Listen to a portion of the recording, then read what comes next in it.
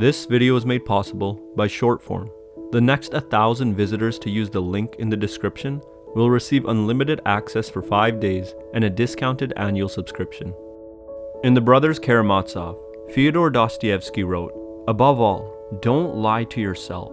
The man who lies to himself and listens to his own lie comes to a point that he cannot distinguish the truth within him or around him, and so loses all respect for himself and for others, and having no respect, he ceases to love."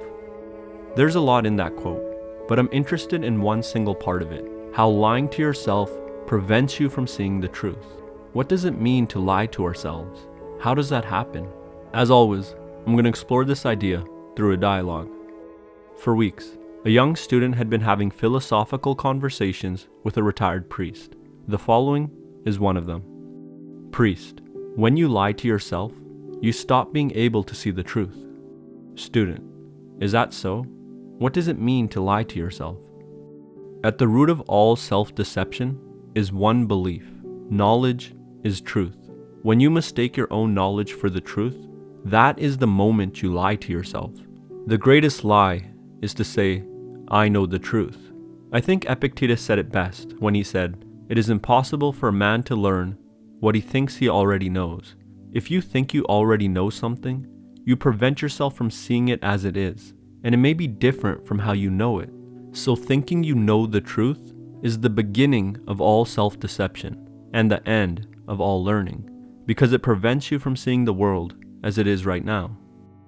Wait, but aren't you contradicting yourself? You're saying that statement like you know it. What you're seeing is the limits of language. Unless you want me to say "I think" and "in my opinion" and "according to my experience" before every single sentence, I have to talk that way. But I'm just sharing my knowledge with you. I never said it was the truth. Like all knowledge, you have to verify it for yourself. Think about examples in your own life. Has mistaking your own knowledge for the truth ever prevented you from seeing the world as it was? For example, have you ever had someone betray you and realize that you never paid attention to the warning signs because you believed you already knew who they were? Unfortunately, I have. Mistaking my knowledge for the truth has prevented me from seeing the world as it is. You're right. But sometimes my knowledge is the truth, isn't it?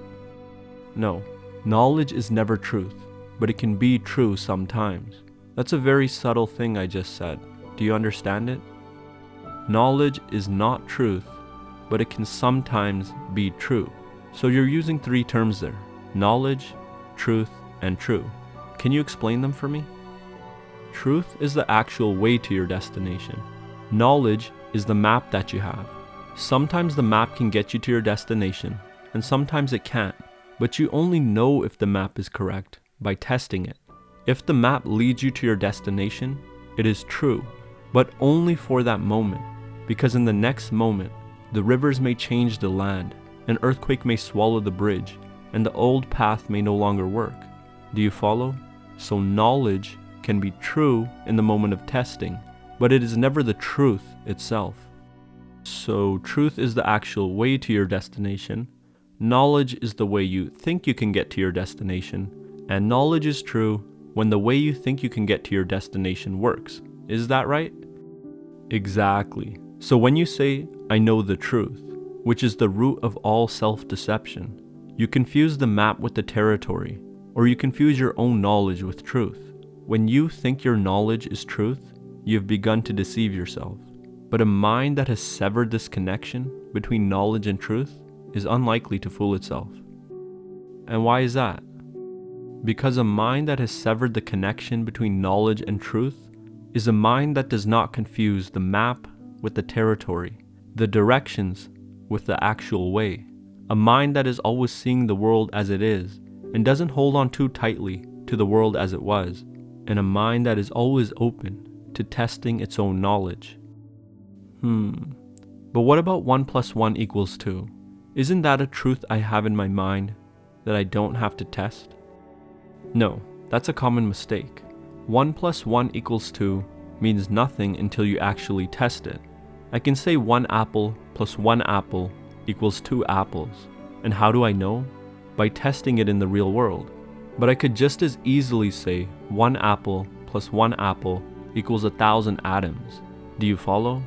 So in that case, 1 plus 1 would not equal 2. The answer depends on what you're looking for, and the trueness of the answer is only found in the testing. Knowledge, which is anything you can construct using language, is never truth.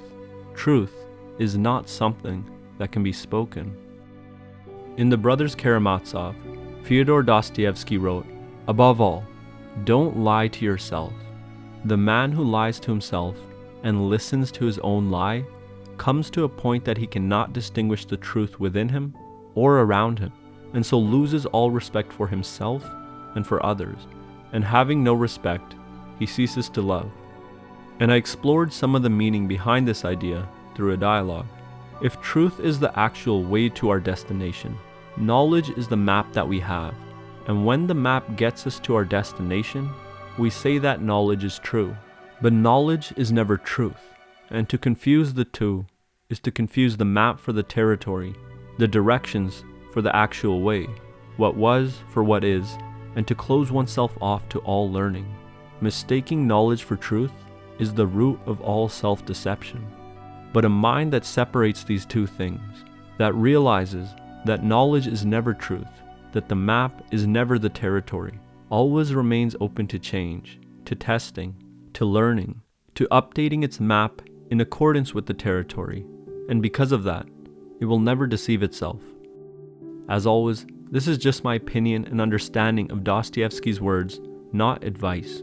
Feel free to use this information however you like, and if you have a different take on Dostoevsky's words, I'd love to hear your perspective in the comments. Do you want to get 10 times more out of the books you read and learn more ideas faster? If your answer is yes, I recommend checking out this week's sponsor, Shortform. Shortform makes the world's best guides to non-fiction books. They're like book summaries on steroids. Each summary is super detailed, so you get the book's key points at a deeper level. They also have interactive exercises to help you apply the ideas you just learned, so you retain the information better than reading alone. And on top of that, they also add smart insights that connect one author's ideas to another, so in the end, you have a broader understanding of the subject, its different viewpoints, and a complex interconnected web of ideas. They cover a wide array of genres, including some of my favorites such as philosophy, psychology, and productivity. Right now I'm enjoying the guide on Jordan Peterson's 12 Rules for Life.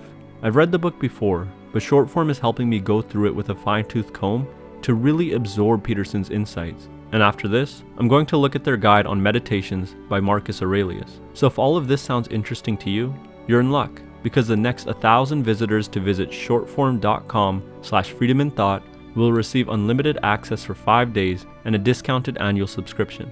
As always, thanks for watching, and I'll see you next time.